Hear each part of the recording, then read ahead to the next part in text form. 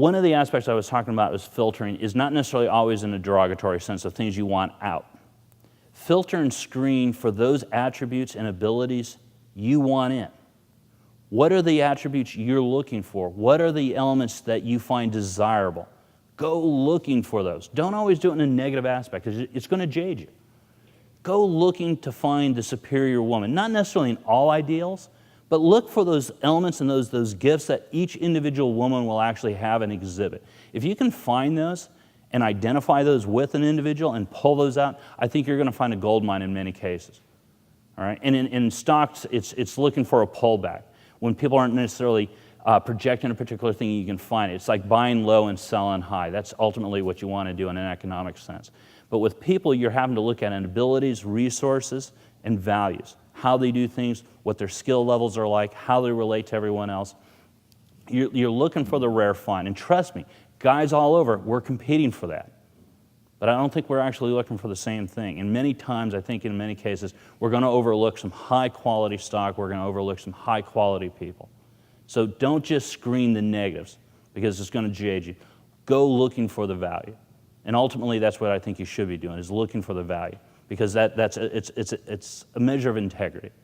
You know, it's going to do you as much good as it's going to do them. It's not going to bring your energy levels down. It's not going to warp your sense of the world. The last one on the filtering and screening is something I do on a regular basis these days. It's going to sound a little odd. I do two things simultaneously, and I have no problem communicate this with the women I'm dealing with. I try to remove their beauty, as far as what they look like and the validation I may receive by being around them, and I try to throw sex off the table as fast as I can. Then I sit down and look at the individual and I go, what am I dealing with? How do you think does that work with women these days? The women that were downtown last night, dressed up, looking good, acting in a particular way because they're entitled, because we taught them they've been able to be entitled. They can act a particular way. They can demand drinks. A couple of weeks ago, a woman was saying, would you mind picking up our bar tab? I don't even know you, didn't even spend time with us. And her response is, I'm cute. You know, it's like, you're ugly on the inside, but that doesn't come out until you open your mouth. You know, and the issue is, if you can remove a woman's beauty and not have to deal with that, and train yourself, it's going to be hard, trust me, it really is. And remove sex from the table. It's not that you're not interested, that's just not your point. That's just not your goal. Too often I'll talk to my friends and we'll sit down and say, I think the pussy gets in the way of the girl. The girl's the prize, not the tail. Don't be falling for it. What's your objective? What's your real goal? You know, is it the quality of your life, the quality of the partner you want to have in life? How much does sex really play into that? You know, or is it a hell of a lot more? Are you screening for it? Now, the flip side of that is, let's say you do want to go after the tail. By God, go out there and do it.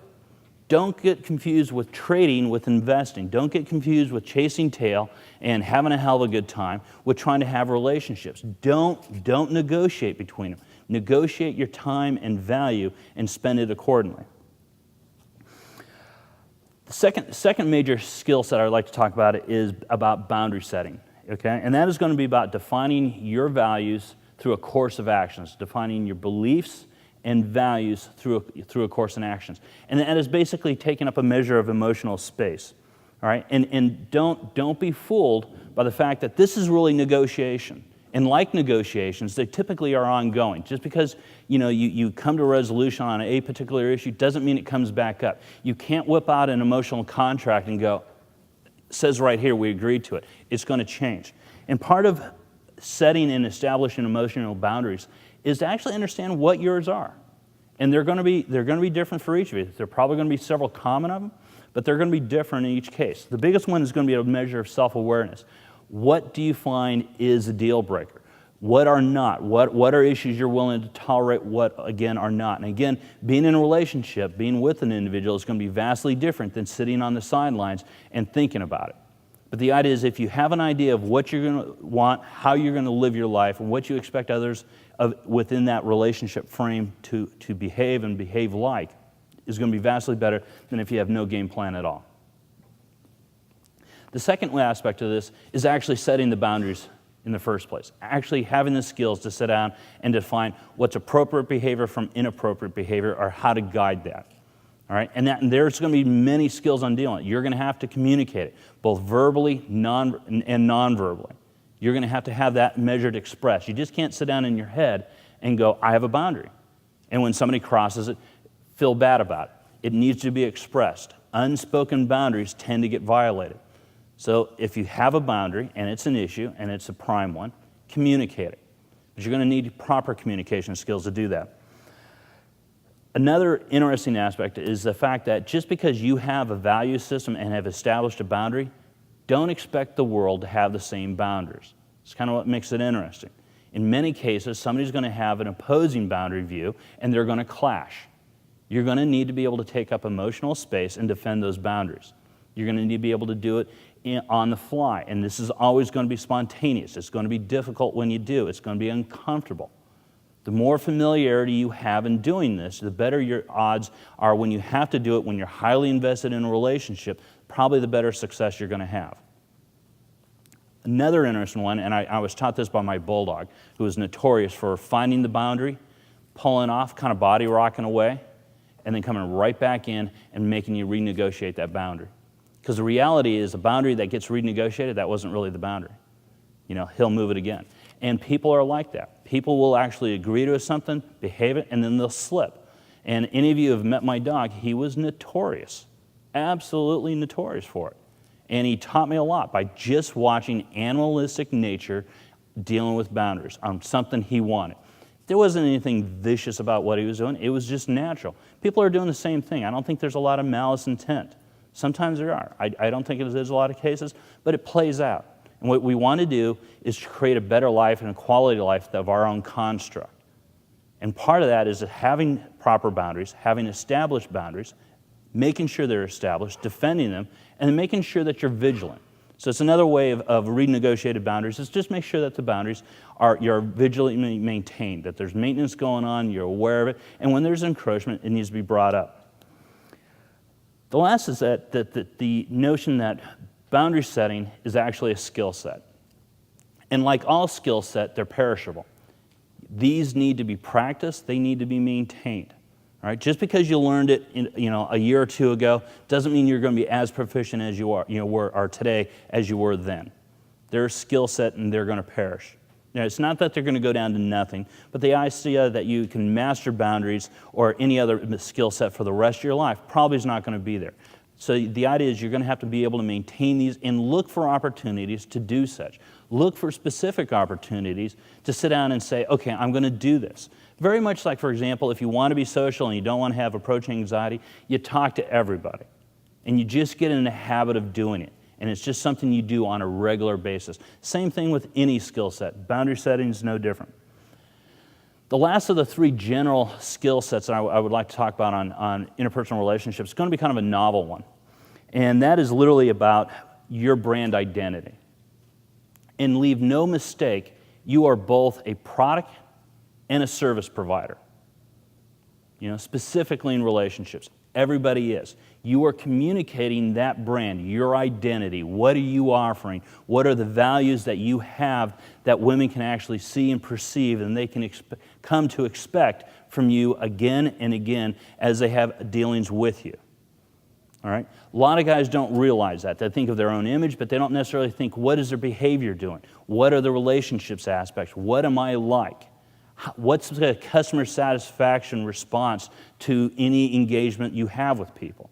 I literally had a friend when I was living up in D.C., kind of the lark, had a little 4x4 card. There was a customer satisfaction survey of every woman who spent the night with him. And it was kind of a joke. He left a mint. And one of the stupid questions is, would you recommend me to your friend? Very much like what you'll find in your hotel rooms. And it was geared based on that. Now, the interesting thing is women actually fill these out. And it actually became comical to actually have a notebook that he had on his coffee table and flip through these. Some of them were enlightening. I was expecting, quote, I was expecting better turn-down service, and